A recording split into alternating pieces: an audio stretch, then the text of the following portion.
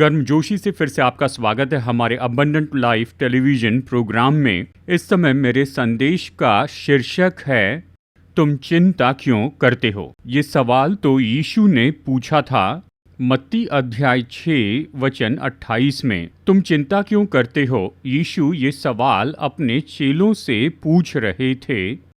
इसका संदर्भ क्या है? इसका संदर्भ है, चेले यीशु के पीछे चल रहे थे। वो सब कुछ छोड़कर, अपने परिवार को छोड़कर आए थे और वो पूरे समय यीशु के साथ थे परमेश्वर के राज्य का सुसमाचार घोषित करने में।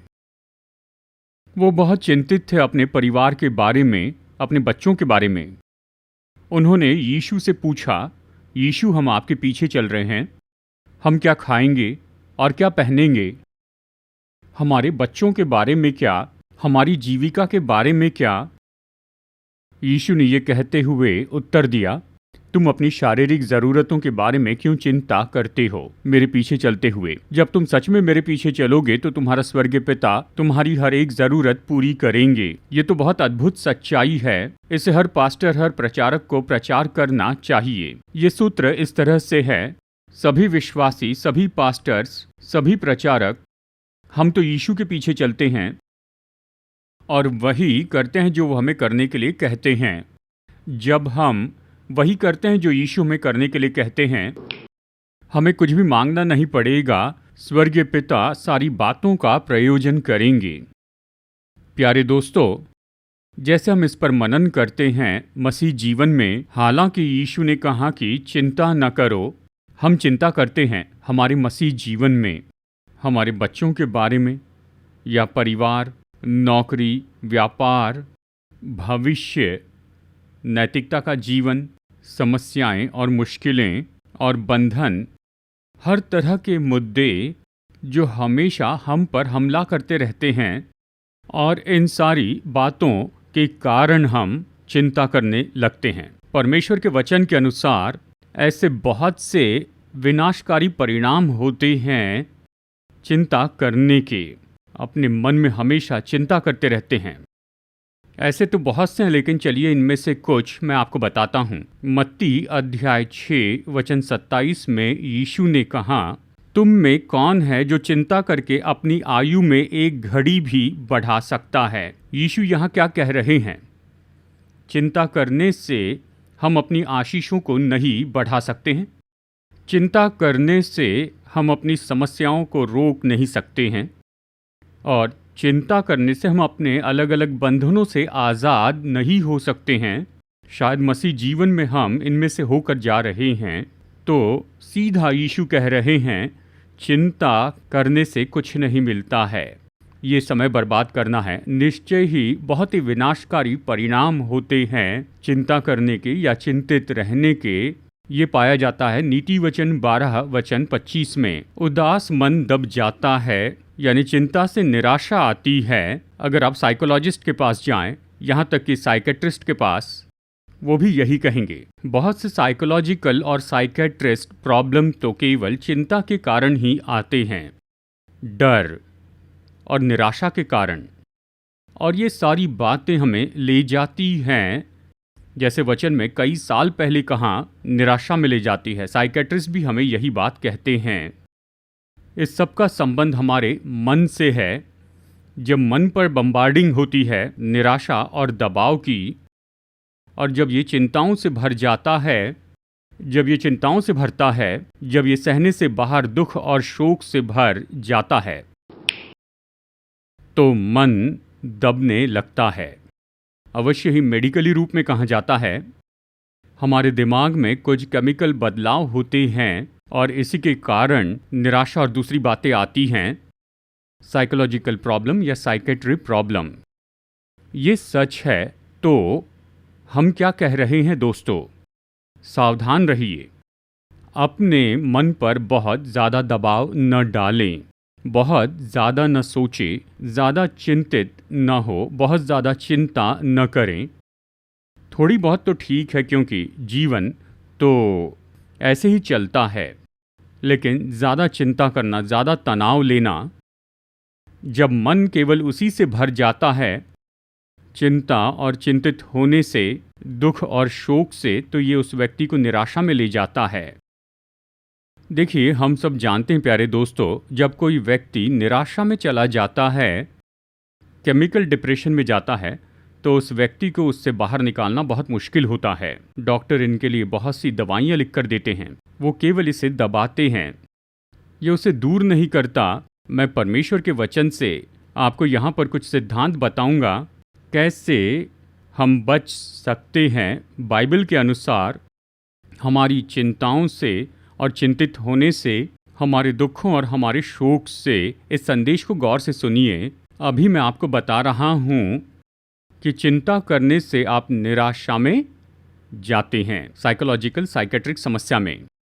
यीशु ने चिंता के बारे में कुछ और ही कहा है। अगर आप देखेंगे मत्ती अध्याय 13 वचन 22, यीशु ने कहा, संसार की चिंता, अपनी जीविका के बारे में सोचना, चिंता करना, चिंतित होना, ये हमारे हृदय में बोए हुए परमेश्वर के उस वचन को चुरा लेता है।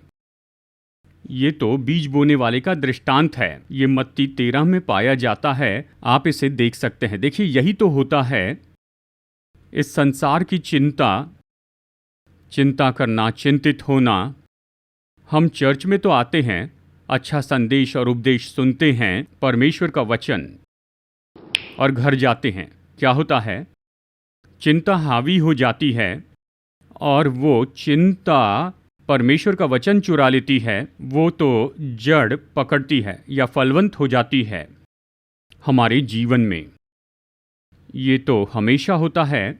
मैं पिछले 45 सालों से सेवकाई में हूँ। मैं बिना किसी संदेह से आपको बता सकता हूँ, बहुत से विश्वासियों में यही तो हमेशा होता है।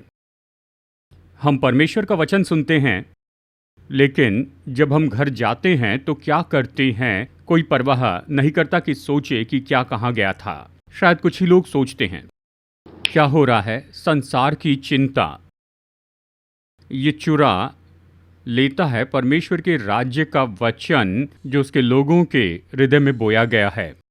तो यहाँ पर मैंने केवल 3 परिणाम आपको बताए हैं। वैसे तो इसके लिए बहुत से परिणाम हैं, लेकिन मैं इस संदेश में यही तो करना चाहता हूँ, कैसे हम बच सकते हैं इन चिंताओं से और चिंतित होने से, इस गहरे दुख से जो हमारे हृदय पर हमला करता है, और ये शोक जो कोशिश करती है कि अंधकार को ले आए। जैसे कुछ समय पहले मैंने आपको बताया है, डिप्रेशन की दवाइयाँ केवल उसे दबाएंगी, उसे दूर नहीं करेंगी। लेकिन मैं आपको ऐसा कुछ बताता हूँ परमेश्वर के वचन से, ये 3 बहुत ही अच्छे ऐसे हल हैं, कैसे हम चिंता पर जयवंत हो जाएं, चिंतित होने से जयवंत हो जाएं। बात तो यही है, जिस पल हम चिंता और चिंतित होने पर जयवंत होते हैं, जीवन का बोझ उठाया जाता है। हम फिर से ज्योति देख पाते हैं, हम फिर से आशा देख पाते हैं, फिर से जिंदगी का आनंद उठाने लगते हैं, अच्छे से जी सकते हैं। एक ही जीवन है। क्या फ़ायदा होगा अगर हम इस जीवन को जिएं कि हमेशा हर समय हम इस चिंता में रहें। ये हमारे मन और हमारे जीवन को अंधकार से भरता है। हमें ऐसा करने की ज़रूरत नहीं। उद्धार तो बहुत ही अच्छा है। देखिए, इन दिनों में उद्धार को तो अलग अलग तरीके से सिखाया जाता है, लेकिन मैं उद्धार को व्यवहारिक नज़रिए से सिखाता हूँ कि कैसे हमारा उद्धार, कि परमेश्वर का वचन प्रतिदिन के जीवन में हमारी मदद करता है कि इस पृथ्वी पर बहुतायत का जीवन जिएं। और मैं संपन्नता का सुसमाचार नहीं बताता। बहुतायत का जीवन यानी हमें जो भी आशीषें चाहिए, शारीरिक, भावनात्मक और आत्मिक आशीषें, और फिर अवश्य ही एक दिन अनंत जीवन। 3 बहुत ही उत्तम सिद्धांत। नंबर 1, चिंताओं पर विजयी होने के लिए यीशु ने हमें जो सेवकाई दी है उसे हम पूरा करें। मत्ती अध्याय 6 वचन 33 में यीशु ने कहा, इसलिए पहले तुम परमेश्वर के राज्य और उसके धर्म की खोज करो तो ये सब वस्तुएं भी तुम्हें मिल जाएंगी। यीशु यहाँ पर हमें एंटीडोट देते हैं, चिंता की औषधि देते हैं। चेले पूछ रहे थे कि हम क्या खाएंगे, क्या पहनेंगे, तब यीशु ने कहा, तुम मेरे पीछे हो लो, तुम्हें बस यही करना है। सबसे पहले तुम परमेश्वर के राज्य और उसकी धार्मिकता की खोज करो, और ये सारी वस्तुएं जिनकी तुम चिंता करते हो, तुम्हारे स्वर्गीय पिता इसकी देखभाल करेंगे और तुम्हारे स्वर्गीय पिता ये सारी वस्तुएं तुम्हें देंगे। बहुत ही अद्भुत सच्चाई है, इक्वेशन, बहुत ही सुंदर सिद्धांत है। सभी विश्वासियों को सीखना होगा, सभी प्रचारकों को ये प्रचार करना है। बस आशीषों का ऐसे दिखावा न करें कि तुम्हारी समस्याएं खत्म होगी, सब कुछ ठीक हो जाएगा, तुम्हारी मुश्किलें दूर हो जाएंगी और तुम बहुत संपन्न होंगे। ये पूरा झूठ है। यीशु ने ये नहीं कहा था। यीशु ने तो ये कहा, तुम परमेश्वर के राज्य को और उसकी धार्मिकता की खोज करो और ये सभी वस्तुएं तुम्हें मिल जाएंगी। तो परमेश्वर का राज्य और धार्मिकता, दो बहुत ही अद्भुत शब्द मैं आपको बताऊंगा कि क्या अर्थ होता है। परमेश्वर के राज्य और धार्मिकता को खोजने का क्या अर्थ है। ये बहुत बड़ा विषय है मेरे प्यारे दोस्तों। सच में मैं इस पर एक किताब लिख रहा हूँ बहुत ही जल्दी। ये किताब जो मैं लिख रहा हूँ इसका शीर्षक है परमेश्वर का राज्य और चेले बनाना। ये बहुत जल्दी पब्लिश होगी। बड़ा विषय है। देखिए, हर एक चेले को यीशु ने सबको ये काम दिया था कि परमेश्वर का राज्य पृथ्वी पर अनंत काल के लिए नहीं, पृथ्वी पर परमेश्वर का राज्य। व्यावहारिक रूप में यीशु कह रहे थे, जैसे मैंने परमेश्वर के राज्य को शुरू किया और बढ़ाते चला गया इस पृथ्वी पर, तुम भी बिल्कुल ऐसे ही करो।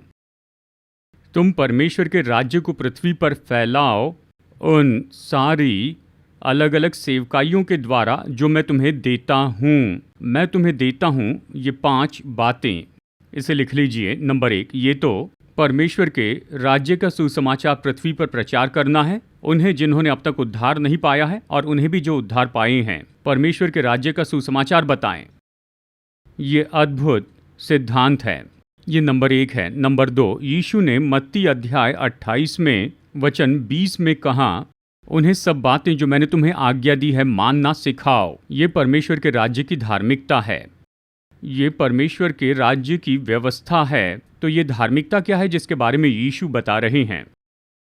ये वो सारी आज्ञाएं हैं जो यीशु ने 4 सुसमाचारों में दी हैं। और यहाँ पर मत्ती 28:20 में यीशु ने कुछ अद्भुत बात कही। उसने कहा, मेरे चेले होने के नाते केवल तुम ही मेरी आज्ञाओं को पूरा मत करो, पर तुम्हारा काम है कि तुम इन आज्ञाओं को उद्धार पाए हुए सभी विश्वासियों को मानना सिखाओ। अद्भुत है। एक तरफ तो हमें आज्ञाएं पूरी करनी हैं। इन आज्ञाओं को हम खुद पूरी करने के द्वारा हम इन्हें दूसरों को सिखाते हैं जो अभी उद्धार पाते हैं, जो परमेश्वर के राज्य में चेले के रूप में आते हैं, और हम उन्हें सिखाते हैं यीशु की आज्ञाओं को जो 4 सुसमाचार में बताई हैं, खास करके पहाड़ी उपदेश को।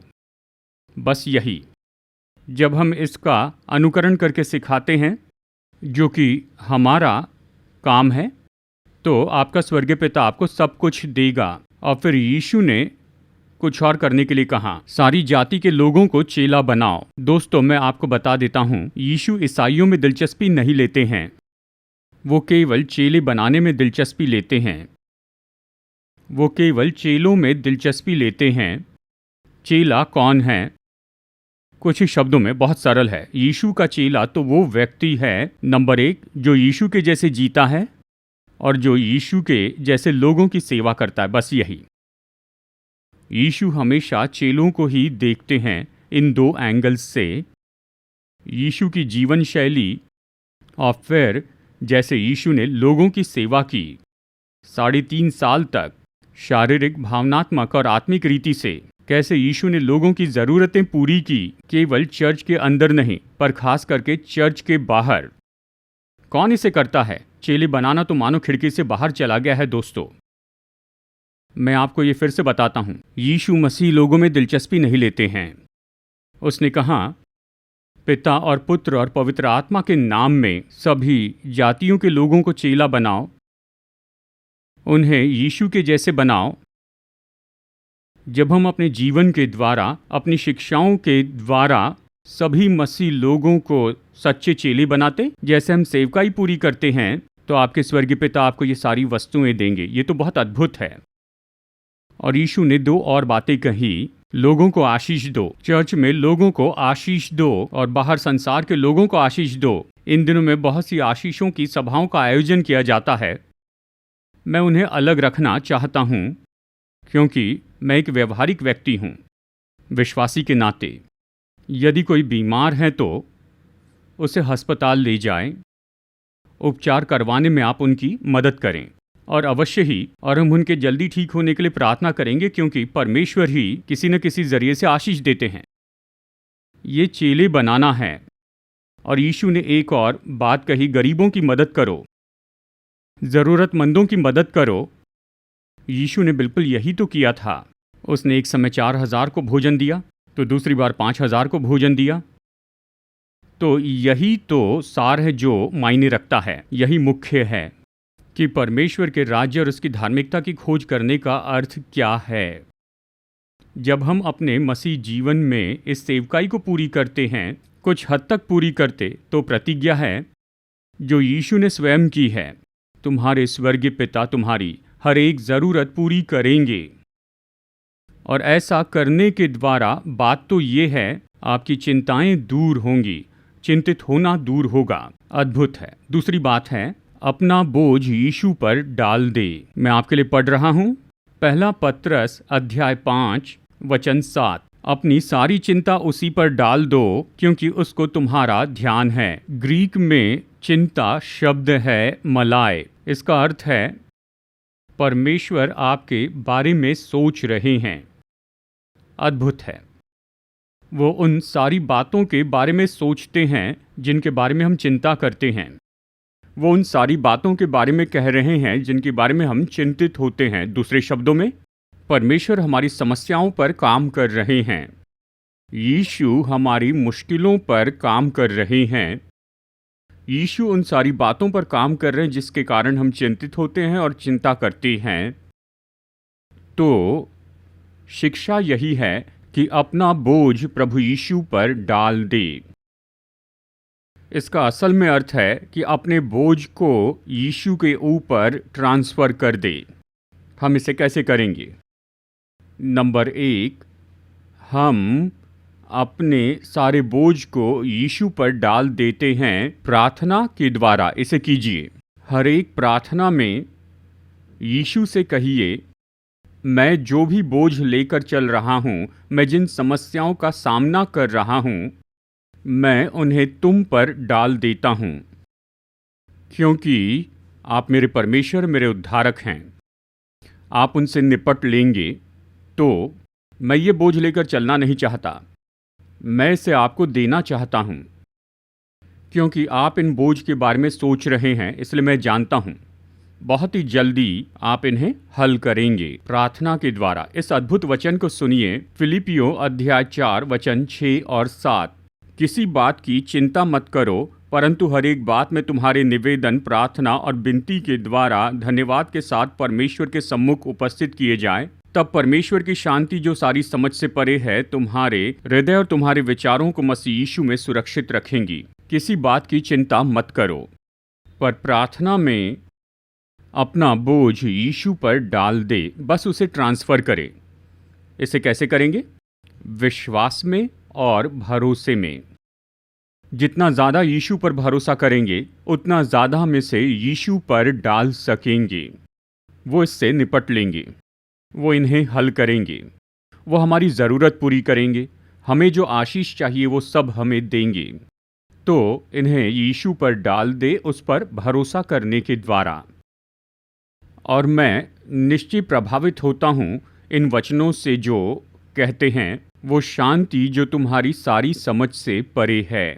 दोस्तों, जानते हैं वो शांति जो सारी समझ से परे है वो क्या है? इस पर गौर कीजिए। ये वो शांति है जो यीशु के क्रूस के द्वारा आती है। कुलुसियों अध्याय 1 वचन 20 में देखिए। ये मेल मिलाप के बारे में कहता है, मतलब हमारे और यीशु के बीच में मेल मिलाप हो गया क्रूस के द्वारा। और ये तो केवल मेल मिलाप ही नहीं, लेकिन इसमें वो अद्भुत शांति भी है जो यीशु क्रूस पर से हमारे जीवन में उंडेलते हैं। और इसलिए उसके पहले यानी क्रूस के पहले भी यीशु ने अपने चेलों से कहा, मैं तुम्हें अपनी शांति दिए जाता हूँ, और वो क्रूस की शांति है। ये तो बहुत ही अद्भुत शांति है मेरे प्यारे दोस्तों। जब पवित्र आत्मा उस शांति को उंडेल देता है हमारे मनों में और हमारे हृदय में, तो सारी चिंताओं को जाना होगा, चिंता की सारी बातों को जाना होगा, और मन परमेश्वर की शांति से भर जाता है। वाह! ये मानो किसी मदहोशी के जैसे होता है। अगर कहा जाए तो आप खुश और शांत रहते हैं, स्थिर रहते हैं। ये आता है भरोसा करने और प्रार्थना के द्वारा, अपने बोझ को यीशु मसीह पर डालने के द्वारा। और जब हम ऐसा करेंगे तो पवित्र आत्मा उंडेलेगा क्रूस की शांति, जो हमारे हृदय और हमारे मनों को सारी चिंता से बचाकर रखेगा। तीसरी बात कि हम अपने जीवन से चिंताओं को दूर कर दें, हमें पवित्र आत्मा के मन में बदलते चले जाना है। मैं आपको ये नई बात बता रहा हूँ, और वचन है रोमियो अध्याय 8 वचन 6। शरीर पर मन लगाना तो मृत्यु है, परंतु आत्मा पर मन लगाना जीवन और शांति है। इसमें अद्भुत थियोलॉजी है। शारीरिक मन, पुराना मन, ये हमेशा हमें गलत बातों की ओर ही लेकर जाता है। चिंताएं, डर, हताश होना, निराशा, पुराना मन। हमें उस तरह का शारीरिक मन नहीं रखना है, उससे पीछा छुड़ा ले। हमें किसकी ज़रूरत है? वो है आत्मिक मन। तो ये आत्मिक मन क्या होता है मेरे प्यारे दोस्तों? इसे लिख लीजिए। ये तो पवित्र आत्मा का मन होता है। इसका संदर्भ पढ़िए और इस पूरे अध्याय रोमियो 8 को पढ़िए। पौलुस पवित्र आत्मा के बारे में कह रहा था। वो तो रोम के विश्वासियों से कह रहा था, उस शारीरिक मन को निकाल दो और आत्मिक मन को ले लो। ये तो पवित्र आत्मा का मन है। ये तो अद्भुत बात है ना? पवित्र आत्मा का मन, ये तो परमेश्वर का मन है। परमेश्वर का मन, उसमें कोई चिंता नहीं होती है, चिंतित होना नहीं, ना ही कोई डर, ना ही कोई निराशा, कुछ भी नकारात्मक नहीं। परमेश्वर का मन तो हमेशा सकारात्मक होता है। परमेश्वर का मन तो आनंद से भरा है। परमेश्वर का मन तो शांति से भरा है। परमेश्वर का मन तो प्रेम से भरा है। बस यही है। और जब हमारे हृदय बदल जाते हैं और हमारे मन बदल जाते हैं और पवित्र आत्मा का मन आता है, और जो पवित्र आत्मा में है वो शांति आती है, वो आनंद और वो स्थिरता और वो शांत रहना, ये हमारे मन को भर देगी। क्या होता है जब हम पवित्र आत्मा के मन में ज़्यादा बदलते चले जाते हैं, तो हर एक नकारात्मक भावना को जाना होगा। हम फिर से भर जाते हैं उसके द्वारा, जो प्रभु का वचन हमने पहले देखा, उस शांति से जो सारी समझ से परे है, वो हमारे मनों को भरेगी। तो ये 3 सिद्धांत हैं कि चिंता से पीछा छुड़ाए, यीशु की सेवकाई करें, नंबर 2 अपना बोझ यीशु पर डाल दे, और नंबर 3 पवित्र आत्मा के मन के अनुसार बदलते चले जाए। आइए प्रार्थना करें। अनुग्रहकारी परमेश्वर स्वर्गीय पिता, हमारे उद्धारकर्ता और प्रभु यीशु, पवित्र आत्मा हमें तसल्ली देने वाले, हम नम्रता से आपकी उपस्थिति में आते हैं, आपकी स्तुति करते हैं, धन्यवाद देते हैं, सराहना करते हैं, आराधना करते हैं। आप महान परमेश्वर हैं।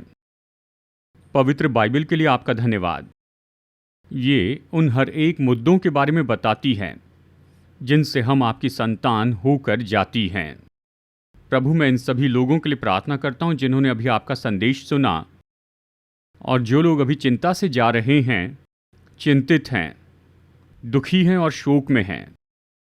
प्रार्थना करता हूं प्रभु, पवित्र आत्मा आप इन सब की मदद कीजिए, और हम सब लोग पहले आपके राज्य और आपकी धार्मिकता की खोज करें कि आपकी सेवकाई करें, और स्वर्गीय पिता हमें जो भी चाहिए वो सब आप देंगे। इसके द्वारा सारी चिंताएं दूर होंगी। पवित्र आत्मा हमारी मदद कीजिए कि हम अपने बोझ को यीशु पर डाल दें, कि आप इस समय अपने लोगों को भर दें उस क्रूस की शांति से जो सारी समझ से परे है। इनके मनों को क्रूस की शांति से भर दीजिए प्रभु यीशु के नाम में, और इन सारे हृदय और मनों को सारी चिंताओं से दूर रखिए। पवित्र आत्मा मदद कीजिए कि हम आपके मन के अनुसार बदलते जाएं। ऐसा मन जो शांति से भरा है, आनंद से भरा है, प्रेम से भरा है, परिपूर्णता से भरा है। जैसे हम आपकी उपस्थिति में खुद को पश्चाताप के साथ नम्र करते हैं, हमारे मन को लीजिए पवित्र आत्मा, और प्रतिदिन हमें अपने मन में बदलते जाइए और हमें शांति और जीवन दीजिए, जिसके बारे में आपने रोमियो अध्याय 8 वचन 6 में बताया है। अपने लोगों को आशीष दीजिए, प्रोग्राम को आशीष दीजिए, अपने दास को आशीष दीजिए, सब सेवकाइयों को, सब विश्वासी और प्रभु के सभी दासों को आशीष दीजिए। हमारे देश के हर व्यक्ति को आशीष दीजिए और हमारे देश को भी आशीष दीजिए। यीशु के नाम में प्रार्थना करते हैं, आमीन। हमारे उद्धारकर्ता प्रभु यीशु मसीह के नाम में आप सभी लोगों को अभिवादन। दोस्तों, कृपया कर आप इस वीडियो को देखिए जो हमारी सेवकाई के बारे में पूरा विवरण देता है। ये सेवकाई तो स्थापित की गई है हैदराबाद, भारत में, और हम 6 महान सेवकाइयों में जुड़े हैं। नंबर 1, मैं टीवी पर आता हूं और 5 भाषाओं में वचन का प्रचार करता हूं। इंग्लिश, हिंदी, तमिल, मलयालम और तेलुगु में। लाखों लोग इन संदेशों को सुन रहे हैं और वो उद्धार पा रहे हैं और विश्वासी अपने विश्वास में बल पा रहे हैं। और हमारी दूसरी सेवकाई है प्रचार की सेवकाई, जहां मैं बहुत सी जगहों पर जाता हूं, केवल भारत में ही नहीं लेकिन विदेशों में भी। और इस प्रचार की सेवकाई के द्वारा सभी चर्च के विश्वासी परमेश्वर के वचन के द्वारा बल पाते हैं। हमारी तीसरी सेवकाई तो पास्टर्स के लिए कॉन्फ्रेंस हैं। हर साल हम पास्टर्स के लिए 2 कॉन्फ्रेंस करते हैं। लगभग 130 पास्टर्स आते हैं, सभी अलग अलग प्रोटेस्टेंट चर्च से, और 4 दिनों तक हम उन्हें मसीह सेवकाई के अलग अलग दृष्टिकोण के बारे में ट्रेनिंग देते हैं। हम उनकी यात्रा का खर्च चुकाते हैं, रहने खाने की सुविधा देते हैं, हम उन्हें किताब भी देते हैं, और साथ ही हम उन्हें नए कपड़े भी प्रदान करते हैं जैसे वो अपने घर लौटते हैं।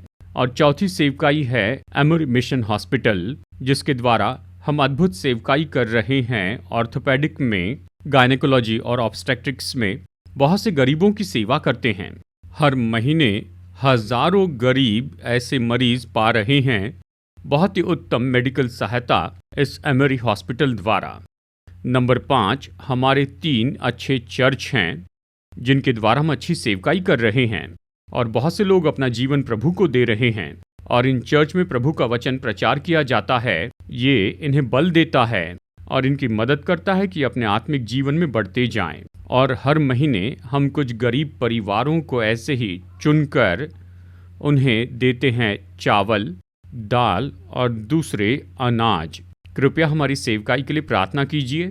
अगर आप चाहते हैं कि हमारा न्यूज़लेटर पाए जिसका नाम है सीड, तो कृपया अपना पता स्क्रीन पर दिए हुए व्हाट्सएप नंबर पर हमें भेजिए, तो मैं तुरंत ही आपको अपना न्यूज़लेटर भेजूंगा। अगर आप में से कोई हमें कुछ योगदान भेजना चाहता है या एक प्रोग्राम के लिए स्पॉन्सर होना चाहता है, कृपया हमारा QR कोड नोट कीजिए, इसे स्कैन कीजिए और आप हमें ऑनलाइन अपनी भेंट भेज सकते हैं। परमेश्वर आपका आशीष दे, जैसे आप बहुत ही महत्वपूर्ण और कार्यनीति से फलवंत सेवकाई में स्पॉन्सर बनते हैं।